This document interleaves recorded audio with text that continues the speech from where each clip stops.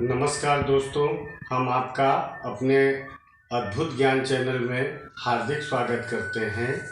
और आज हम शयन विषय पे ही कुछ चर्चा करेंगे कि जीवन का एक प्रमुख पक्ष शयन, सोना, अच्छी नींद का आना, अच्छे स्वास्थ्य, अच्छे मन के लिए बहुत ज़रूरी है।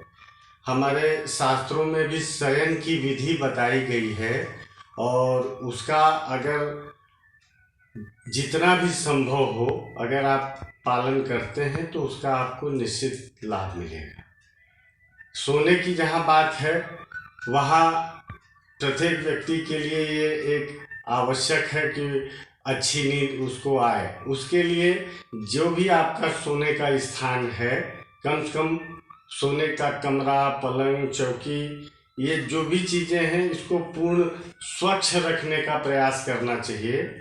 और दूसरी चीज़, उसमें शुद्ध वायु का आना जाना हो, ये भी आवश्यक है।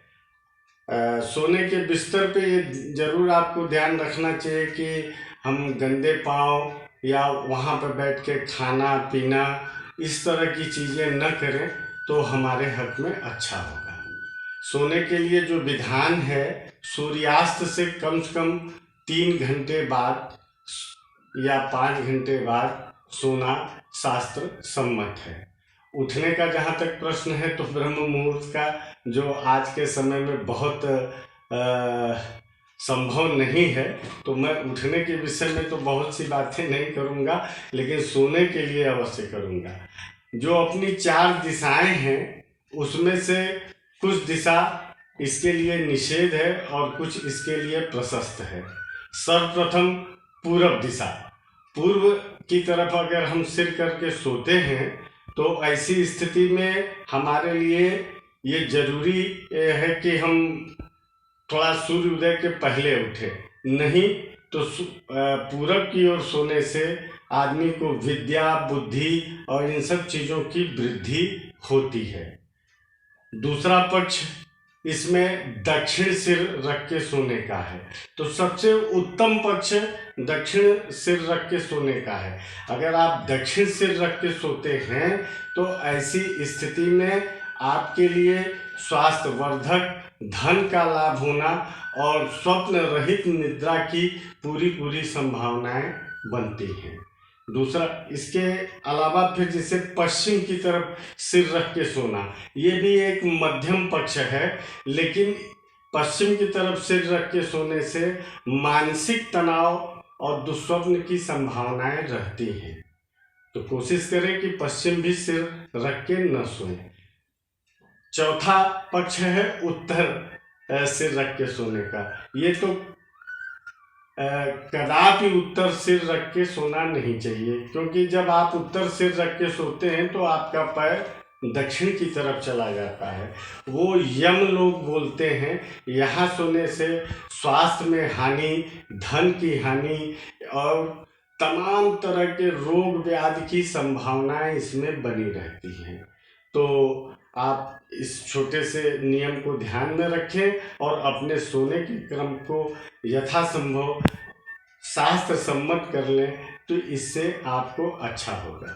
दूसरी चीज, नींद का जहाँ पक्ष है, क्या नहीं, दिन में सोने के लिए शास्त्र मना करता है, लेकिन आप कुछ ऐसा कार्य कर रहे हो जिसमें बहुत ज़्यादा मानसिक परिश्रम होता हो या शारीरिक परिश्रम होता हो, तो 40 से 45 मिनट तक नींद ले लें, उससे कोई भी हानि या दोष शास्त्र का भी नहीं लगेगा। सोने के पहले ये आप जरूर करें कि हाथ पैर धो के और संग में पोंछ के, क्योंकि गीला पैर रहने पे भी सोना निषेध है। अगर आप किसी आयोजन से आए हैं या कहीं से ऐसे जगह से आए हुए हैं जहां आपके मस्तक पे तिलक लगा हो या सुगंधित फूल या ये सब चीज़ें हों, तो कतई बिना तिलक मिटाए सोना भी उत्तम नहीं है। और हमारे यहाँ सोने के भी तरीके बताए गए हुए हैं और अच्छे स्वास्थ्य के लिए कैसे सोना चाहिए, किस करवट सोना चाहिए, इसको भी जान लेना आवश्यक है। सोने के क्रम में कभी भी उल्टे पेट के बल नहीं सोना चाहिए।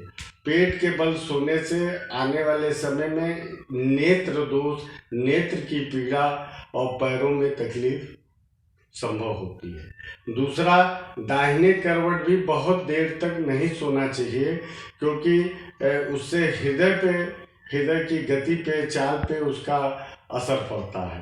सबसे उत्तम पक्ष है बायां करवट सोना। बायां करवट सोने से पाचन का भी, जो आप भोजन किए हैं, जो भी किए हैं, तो पाचन के लिए भी वो बहुत सहायक होता है। और सीधे भी बहुत देर तक सोते हैं तो कभी न कभी थोड़ा सा रीढ़ की हड्डी पे इसका दुष्प्रभाव पड़ता है। और सोते समय सीधे सोए हों, छाती के ऊपर हाथ रख के सोना, ये भी हृदय पक्ष के लिए उत्तम नहीं है। तो आप जहाँ तक संभव हो इसको पालन करें। और एक कहावत है कि सोने के पहले अपने इष्ट को, अपने जिस भी धर्म को आप मानने वाले हो, अपने आराध्य का स्मरण करते हुए और ईश्वर को इस चीज़ का धन्यवाद देते हुए कि हमारा आज का दिन आपकी कृपा से बेहतर गुजरा है और कल का भी दिन हमारा अच्छा हो। और वो कहा गया है कि तुलसी भरोसे राम के और निर्भय हो के सोए, अनहोनी होनी नहीं और होनी हो सो हो। सभी दर्शकों को हमारा सादर प्रणाम। जय विश्वनाथ।